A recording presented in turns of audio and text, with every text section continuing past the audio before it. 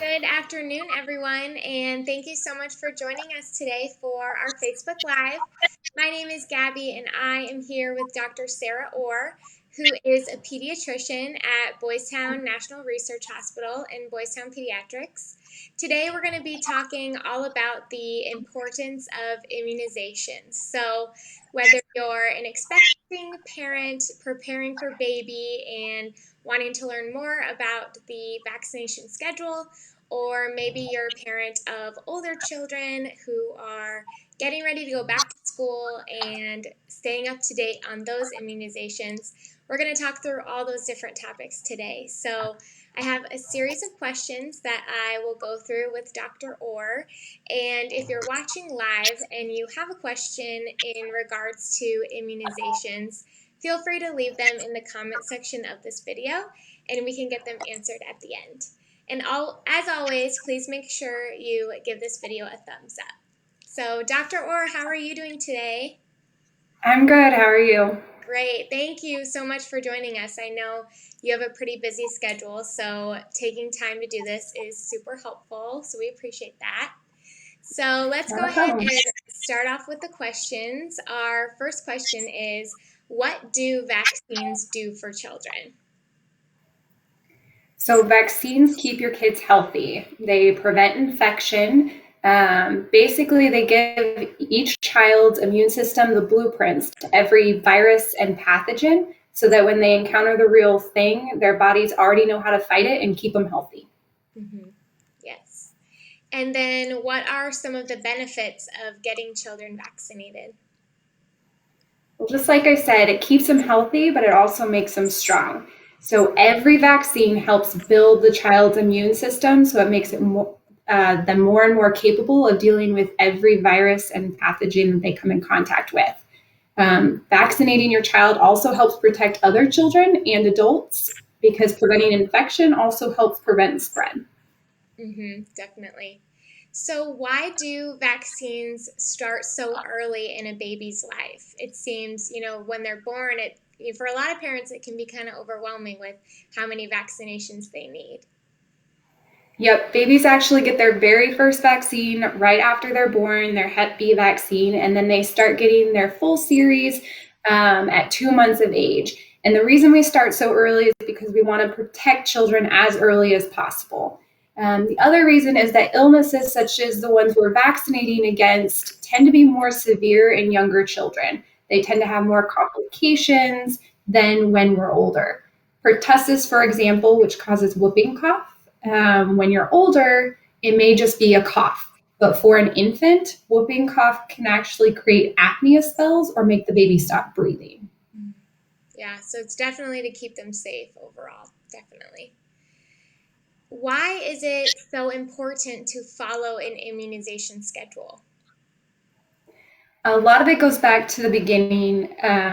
So we want to immunize our kids as early as possible because those younger children, again, are at greater risk for more severe disease and complications. They get sicker faster, and a lot of them require more intervention. So a lot of them end up in the hospital.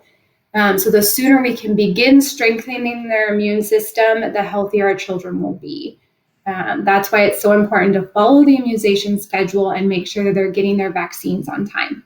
And Boys Town Pediatrics does have a vaccination schedule outline on our website, so I will make sure to link that in the comment section for everybody watching.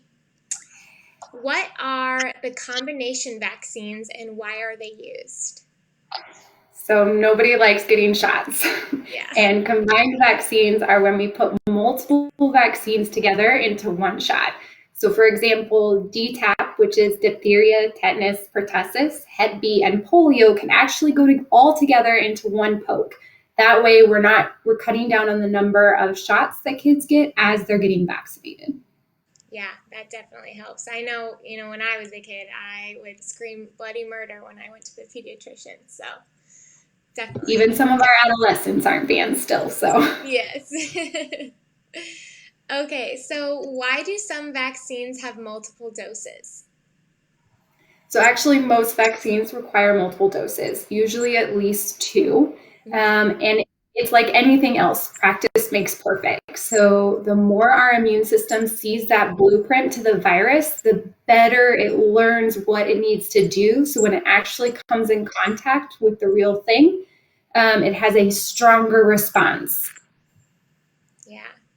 So this was an interesting question I thought that we got. It's, why should I have my child immunized if all the other kids at school are already immunized? So, vaccinating your kids also helps keep other children and adults safe. Mm-hmm. When we prevent infection, we also prevent spread. And this is really important for those children who are immune compromised, who are too young to be vaccinated, or might have other medical conditions that make it so that they can't be vaccinated. So every time you vaccinate your children, even though the majority of kids are vaccinated, you're helping protect those really vulnerable populations that can't get vaccinated. Right. And you really don't know, where you go if everyone in the room is vaccinated. There's not really a lot of ways to know that. So beyond just at Yeah. school, it's definitely important. Okay, this is definitely a hot topic when it comes to discussing immunizations. Is, can you talk a little bit about the link between vaccines and autism? Yeah, so this has been a concern for our families for a really long time. And it came from a lot of early misinformation. But the medical community has actually done several large studies in the last few years investigating this claim, and they have never found a link between vaccinations and autism. Okay, great. I'm glad you could clear that up for a lot of viewers. All right, we have just two more questions for those watching. So if you're watching and you have a question for Dr. Orr, now is the time to leave that in the comment section. Okay, so how long does immunity last after getting vaccines? I know it's probably a little bit different depending on what the vaccination is, but that would be interesting to know. Yeah, absolutely. So, just like you were saying, it is different for every vaccine. Okay. So, some have lifelong immunity after completing a full series of vaccinations. One example of this is the polio vaccine. So, once you've gotten all your polio shots, you have lifelong immunity to it. Others, such as the flu shot, require yearly boosters, and then even others still like DTaP, so that's our diphtheria, tetanus, and pertussis vaccine, only requires a booster every few years. Great. And last but not least is, why is it important that my child and myself get vaccinated, especially during the time of COVID-19 and flu season? Why do you think these vaccines are important? So the biggest thing to remember is that even though we're all very focused on COVID-19 right now, it's not the only virus or pathogen out there causing disease, and we still need to protect our children from all the other things out there. So we need to get them, make sure that they're getting their regular immunizations as well. Mm-hmm, definitely. So, for those watching who are looking to get their child vaccinated or get updated on their vaccine schedule, Boys Town Pediatrics is a great place to get that done. And you can schedule an appointment with Dr. Sarah Orr. She is currently taking new patients, and I will make sure to link her information in the comments section. We do have one question before we wrap up, and this question says, what's one of the vaccines you have the hardest time getting your patients to take a full series of?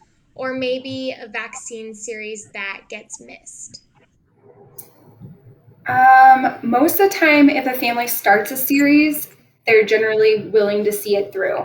I think anytime a vaccine is new, we always have a little more trouble convincing families just because there's nerves when anything is new.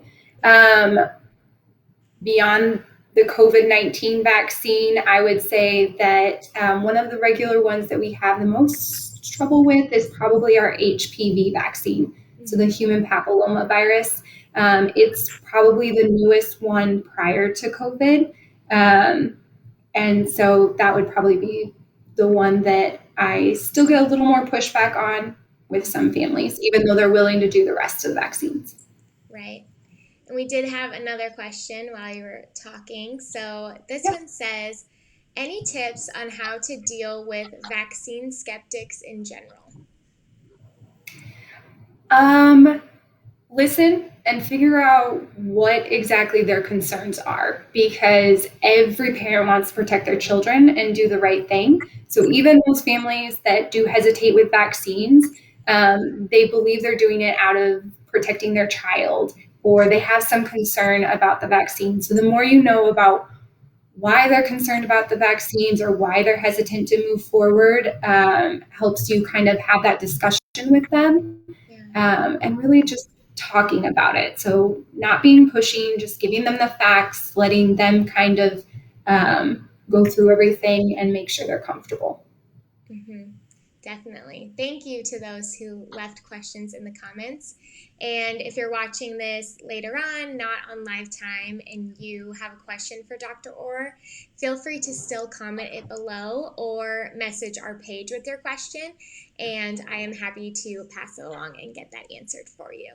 So, overall, I think we can agree after this chat that immunizations are very, very important for the health of not only our children, but for other children around and adults and families, all over the place. So, thank you so much, Dr. Orr, for taking time to talk with us. And thank you all for tuning in. Thank you. Yes. Have a great day. Bye. You too.